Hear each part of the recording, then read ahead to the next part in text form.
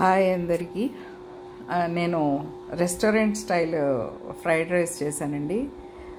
Fried rice egg fried rice చేశాను అనమాట. Egg ఇది వెజిటబుల్స్ తినే వాళ్ళకి వెజిటబుల్స్ లాగా చేసుకోవచ్చు, లేదంటే ఎగ్ కావాలనుకుంటే ఎగ్ కలుపుకోవచ్చు, వద్దనుకుంటే మానేయచ్చు అనమాట. ఫ్రైడ్ రైస్కి రెండు ఒకటే ప్రొసీజర్ ఉంటుంది. అందుకని నేను అంటే మేము ఎగ్ తింటాం కాబట్టి ఇంట్లో వెజిటబుల్స్ కూడా వేసి ఎగ్ ఫ్రైడ్ రైస్ చేశాను అనమాట. దీనికి కావాల్సింది ఏంటంటే ప్రత్యేకంగా క్యాప్సికము, బఠానీ, క్యారెట్ ఈ మూడు పెట్టుకున్నాను. పక్కన కొద్దిగా గార్లిక్ కట్ చేసి పెట్టుకున్నాను చిన్న చిన్న ముక్కల కింద. అలాగే ఉల్లిను పచ్చిమిరపకాయలు కూడా, ఉల్లిపాయలు పచ్చిమిరపకాయలు కూడా కొంచెం కట్ చేసి పెట్టుకున్నాను. కొద్దిమంది ఇందులో ఉల్లిపాయలు వేయరు. ఏంటంటే ఇది చైనీస్ ఐటమ్ అన్నమాట ఫ్రైడ్ రైస్. ఈ ఫ్రైడ్ రైస్లో కొద్దిమంది ఉల్లిపాయలు వేయరు. మనకి ఉల్లిపాయలు లేకుండా చేసుకోవడం తినడం చాలా కష్టం అనమాట. అంటే ప్రతి దాంట్లో నేను ఉల్లిపాయ వేసుకుంటాను. ఇప్పుడు ఇవన్నీ వేగిన తర్వాత నేను వేసి చిల్లీ సాస్ అన్నమాట. చిల్లీ సాసు, సోయా సాసు కూడా కంపల్సరీగా ఉండాలి ఇందులో. అలాగే అజోనోమోటో అని ఒకటి ఉంటుందండి కెమికల్. అది వేస్తే కంప్లీట్ రెస్టారెంట్లో మనం ఎలా తింటామో సేమ్ అదే టేస్ట్ వస్తుంది అన్నమాట అజోనోమోటో వేస్తే. కానీ అది హెల్త్కి అస్సలు మంచిది కానే కాదు.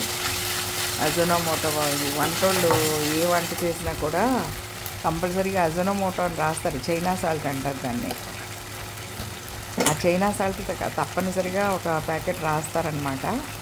అది లాస్ట్లో కొద్దిగా చిటికెడు జల్లితే కంప్లీట్ రెస్టారెంట్ టేస్ట్ వస్తుంది అనమాట. టేస్ట్ బాగుంటుంది కానీ అది హెల్త్కి అసలు మంచిది కానీ కాదు. గ్యాస్ట్రిక్ ట్రబుల్స్ వస్తాయి, ఇండైజెషన్ వస్తుంది, తర్వాత క్యాన్సర్కి కారకం కూడా అవుతుందన్నమాట. అందుకని మనం అది వదిలేసేసి మన టేస్ట్లో మన రుచుల్లోనే మనం తింటే బాగుంటుంది. అందుకని చెప్పి నేను అజోనోమోటో వేయను. మిగతా ప్రొసీజర్ అంతా ఇలాగే ఉంటుంది అన్నమాట, రెస్టారెంట్ స్టైలే. ఎందుకంటే నేను హోటల్ మేనేజ్మెంట్ వాళ్ళ క్లాసెస్లో 2-3 సార్లు నేను చూశాను అనమాట. మనం మామూలుగా రెగ్యులర్గా చేసుకునే ఫ్రైడ్ రైస్ ఎలా ఉంటుంది, రెస్టారెంట్ స్టైల్ ఎలా ఉంటుందని నేను చూశాను. అందుకని నేను ధైర్యంగా మాట చెప్పగలుగుతున్నాను అనమాట. కాకపోతే ఏంటంటే కొంచెం రెస్టారెంట్ ఈ బయట ఫ్రైడ్ రైస్ చేసేవాళ్ళు ఏంటంటే కొంచెం కన్జ్యూస్గా ఈ వెజిటబుల్స్ అవి ఎక్కువ వేయకుండా ఊరికే వేసాను అన్నట్టుగా అట్లా చేస్తారనమాట. మనం మన ఇంట్లోనే కాబట్టి మనం హ్యాపీగా ఎక్కువగా వేసుకోవచ్చు. చేతి నిండా ఎంత కావాలంటే అది వేసుకోవచ్చు ప్రతిదీ కూడా.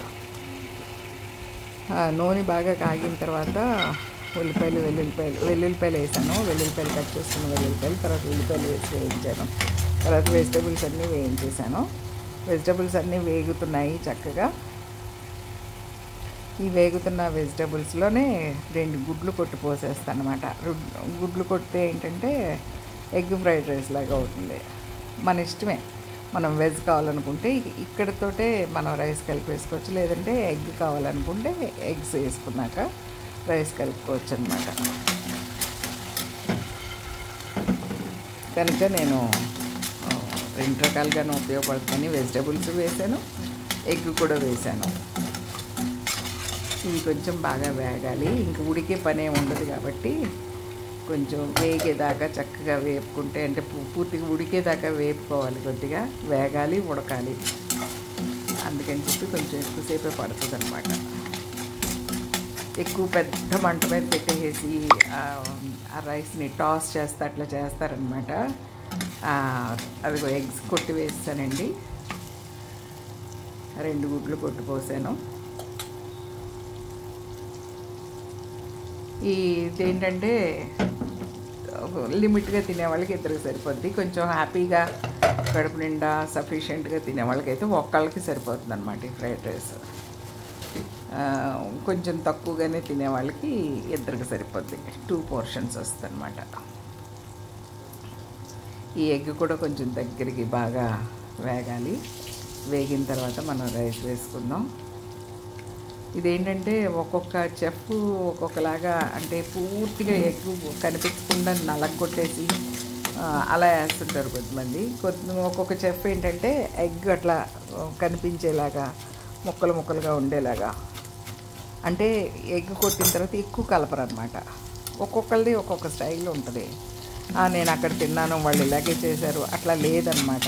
ఎందుకంటే ఇది కరెక్ట్ ప్రొసీజర్ ఏంటి అంటే చైనా వెళ్ళే తెలుసుకోవాలి ఖచ్చితంగా. మనం అక్కడ నేర్చుకుని వచ్చిన వాళ్ళు లేకపోతే ఇట్లా హోటల్ మేనేజ్మెంట్లో చూసిన వాళ్ళు ఏంటంటే ఒక్కొక్కళ్ళ స్టైల్ ప్రకారం ఒక్కొక్కళ్ళు నేర్పుతారు. ఏదైనా అంతేనండి, ఏ వంట అయినా అంతే. ఇలా కాదు అనటానికి లేదు, అలా కాదు అనటానికి లేదు. కొన్ని ఐటమ్స్ మనకి ఎక్కడి నుంచి వచ్చినాయి కాబట్టి మనం యాక్సెప్ట్ చేసేయాలి. టేస్ట్గా ఉంటే చాలు, నోటికి టేస్ట్గా ఉండాలి, అంతవరకు మనం తప్పనిసరిగా తీసుకోవాలన్నమాట. రుచిగా లేకుండా గడ్డిలాగా ఏదో ఇలాగే పెడతామంటే కుదరదు అనమాట. చాలా అంటే చాలా టేస్ట్గా వచ్చింది నా ఫ్రైడ్ రైస్. నిజంగా రెస్టారెంట్ స్టైల్ వచ్చింది. అజనోమోటో ఒక్కటి తప్పించి మిగతా అంతా పర్ఫెక్ట్ అనమాట. పర్ఫెక్ట్గా వచ్చింది ఫ్రైడ్ రైస్.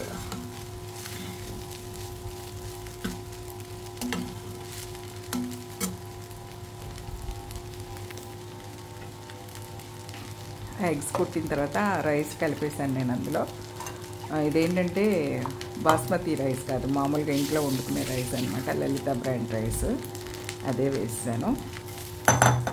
అది కూడా చాలా అంటే చాలా బాగుంది. చూడండి,